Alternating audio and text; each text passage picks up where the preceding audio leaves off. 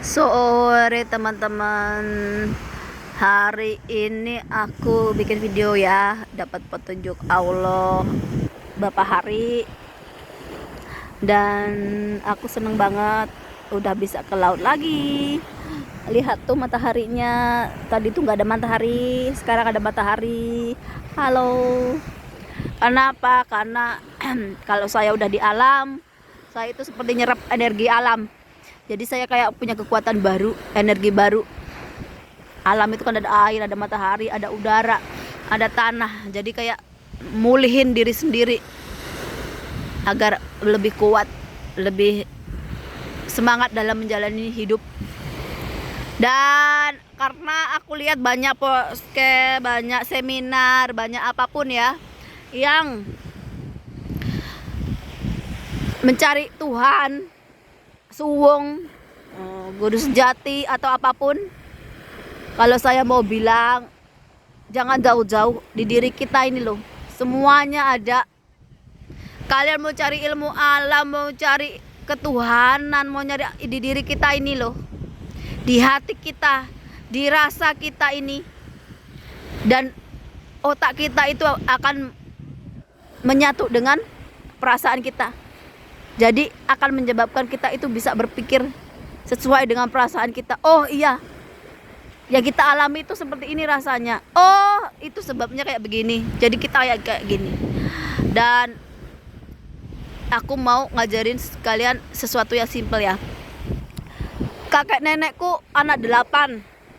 Dia cuman petani, jualan kerupuk pakai sepeda ontel itu berkilo-kilometer. Bayangin aja susahnya waktu dulu ya, ngidupin anak 8, jualan kerupuk. Jauh banget. Waktu itu saya sedih ya. Kenapa? Ya namanya saya ikut mereka, jadi saya tahu perasaan mereka. Susah senangnya mereka ya saya tahu. Tapi apa terus anaknya ketika besar itu mengembalikan pengorbanan mereka itu sesuai harapan? Enggak. Kebanyakan yang udah menikah ya sudah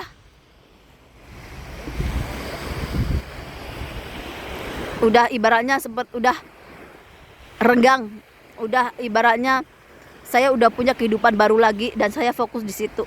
Jadi dengan orang tua itu udah asing. Dan karena saya kecil ikut kakek nenek, jadi saya tahu. Saya nggak mau orang tua saya itu ngalamin hal yang sama. Untung kakek saya itu masih punya anak yang berbakti, yang mau mengorbankan hidupnya. Sampai sekarang beliau nggak menikah ya. Ibaratnya beliau mungkin waktu muda berpikir kalau saya juga nikah nanti ibu bapak saya gimana. Saya tahu yang dipikirannya beliau waktu itu ya. Jadi dia mengorbankan diri ibaratnya. Jadi kalau sekarang saya itu mencari rezeki, mencari nafkah, sama saya bukan untuk diri saya. Ibaratnya saya lebih suka bilang ini adalah kewajiban saya, pengorbanan saya sebagai anak, pengorbanan saya sebagai ibaratnya yang masih ada di keluarga. Kalau semua keluarga saya itu nikah, terus punya kehidupan baru, lupa sama keluarga, lupa sama orang tua, terus orang tua saya mau seperti apa? Namanya orang tua itu pasti dimakan umur. Kalau udah dimakan umur ya nggak bisa kerja, nggak bisa ngapa-ngapain. Dan yang kakek nenek saya itu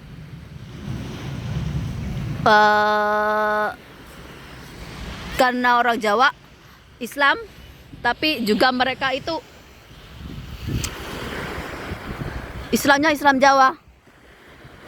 Jadi kalau ada orang yang bilang orang tua kalau yang nggak sembahyang, nggak sholat itu nanti ke neraka atau nggak diterima, nggak sempurna. Kalian salah. Mereka ngidupin anaknya 8, Itu ibarat anak 8 itu anugerah dari Tuhan. Jadi mereka itu udah pasrahkan kehidupannya itu sama Tuhan. Jadi apapun mereka lakukan karena sudah yakin sama Tuhan bahwa mereka itu mampu menjaga amanah yang Tuhan berikan. Kalau model sekarang, jangankan anak 8, anak 1, anak 2 aja kadang-kadang dibantu korupsi, dibantu menghalalkan segala cara agar bertahan hidup. Hebatnya mana coba orang sekarang sama orang dulu? Pasti hebatan orang dulu dong. Kenapa? Karena mereka sandarkan hidupnya sama Tuhan. Mereka yakin.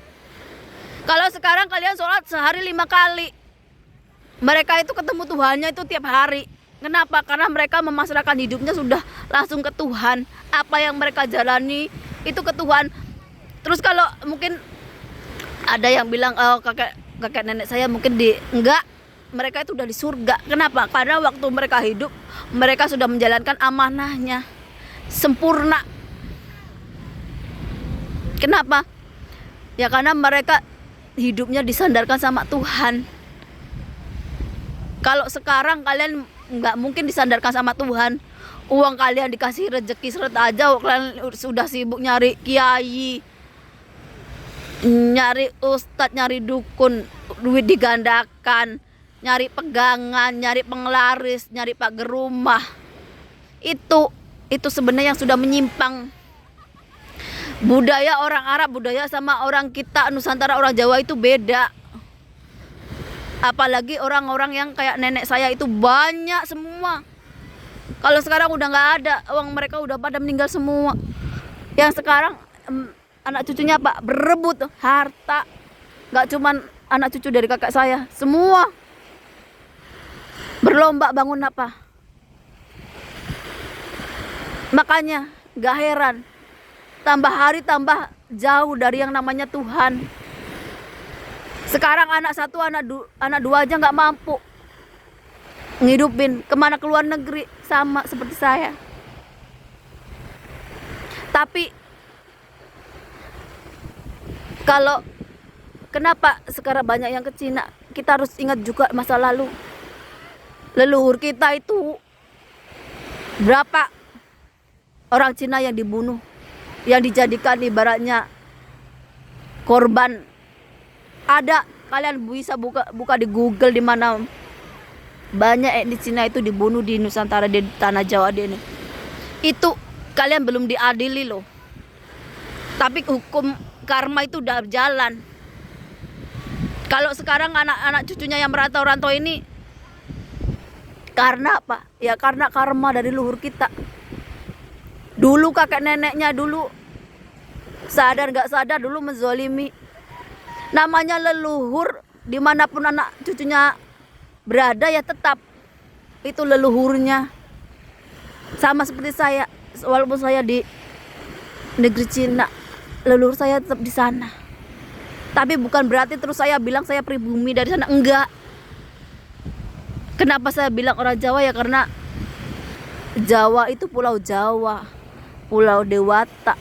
Nggak kira kamu itu orang Cina, orang manapun. Kalau kamu udah di Jawa ya kamu orang Jawa. Nggak ada Jawa Timur, nggak ada Jawa Tengah, nggak ada Jawa Barat. Dan kalau kita mau runut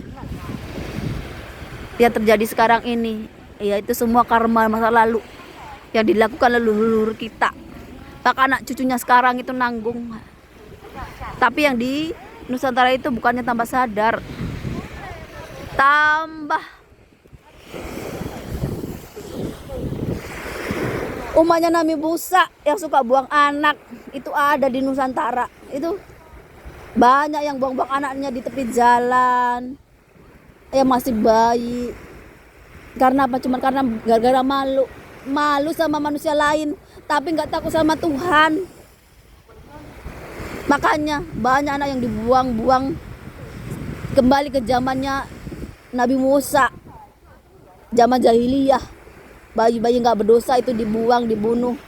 Sama zaman jahiliyah dulu, perempuan-perempuan itu nggak dihargai, bayi aja udah dibunuh. Sama sekarang, perempuan itu juga martabatnya rendah, direndahin sendiri sama kalian.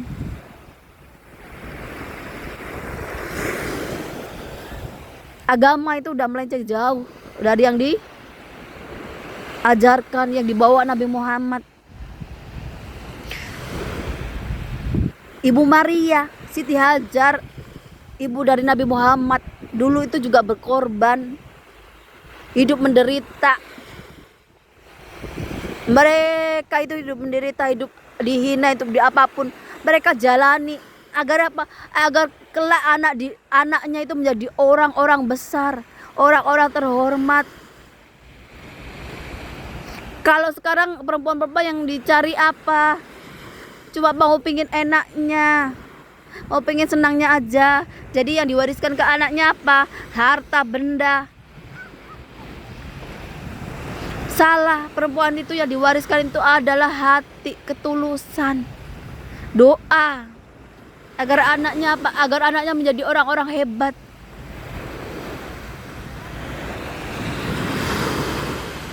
Makanya Bunda Maria bisa melahirkan Nabi Isa, menjadi orang hebat.